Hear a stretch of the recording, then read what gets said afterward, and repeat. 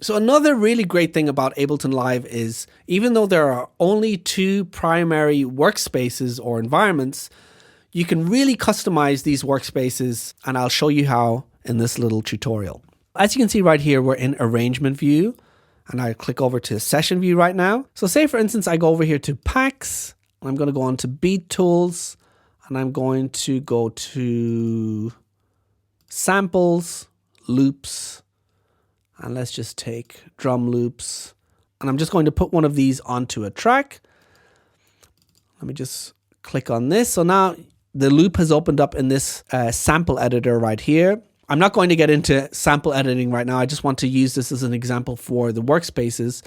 You can see the lines in between the various parts. If I just click on that line, I can now drag this and resize the window depending on what it is I want to do. So if I wanted to work on this sample, for instance, I can drag this all the way up here.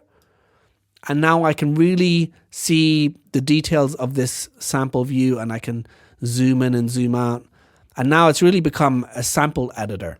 And I can drag this back down, and now this is out of the way again, and I have the mixing desk, which I can see really well. And if I want to go into the browser, I can just go into these lines right here and open it up a bit. And now you can see I have a lot more room for the browser. And the same applies if I just move over to the arrangement view.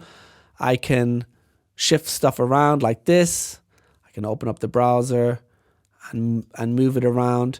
And yeah, the other great way of customizing stuff, if I don't need them, like for instance, I don't need the browser, the triangles in the different corners will let me open and close stuff out. So I can get rid of the browser.